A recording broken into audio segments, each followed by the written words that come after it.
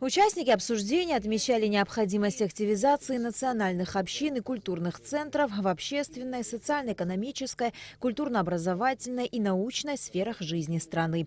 По их мнению, участие национальных общин и центров в жизни государства – важные слагаемые развития самого государства.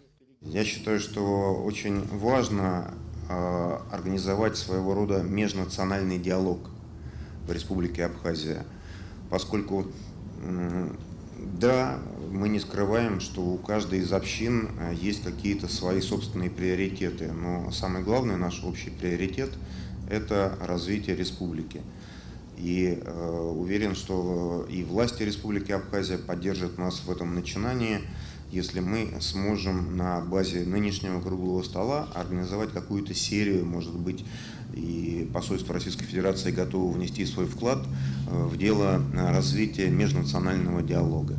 На встрече отмечалась необходимость укрепления и совершенствования форм взаимодействия национальных общин и центров республики. По мнению участников обсуждения, нужно скоординировать усилия для достижения общественно значимых результатов в различных сферах развития республики. Многие с сожалением отмечали, что существует отток молодых кадров, представителей разных общин республики. Необходимо объединить усилия для строительства гражданской нации, отметила журналист Надежда Венедиктова. Отток русского, особенно молодого населения, даже вот в том узком кругу моих близких друзей, говорит о том, что отсутствие здесь нормальной такой атмосферы с защитами прав других национальностей приводит к тому, что, предположим, только в узком кругу моих близких друзей. Их дети, айтишники высокого уровня, работают где угодно. В России, в Соединенных Штатах, в Австралии. Они не работают здесь.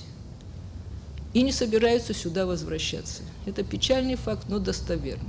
Отмечался также большой вклад национальных общин как в годы Отечественной войны, так и в послевоенное развитие страны. О роли армянской общины в строительстве государства на встрече рассказал ее глава Галус Трапезанян. Все национальные общины, они имеют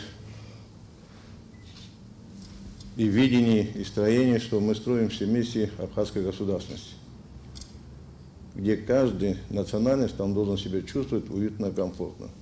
Потому что победа была единая вместе. Благодаря тому, что есть новейшая история Абхазии, армянская община имеет армянские школы государственные, имеет церковь, живет этой жизнью. Участники круглого стола считают важным соблюдение принципа партнерства между организациями. Они считают, что больше внимания должно быть уделено работе с молодежью, прививать ей любовь к своей стране и ее историко-культурным традициям.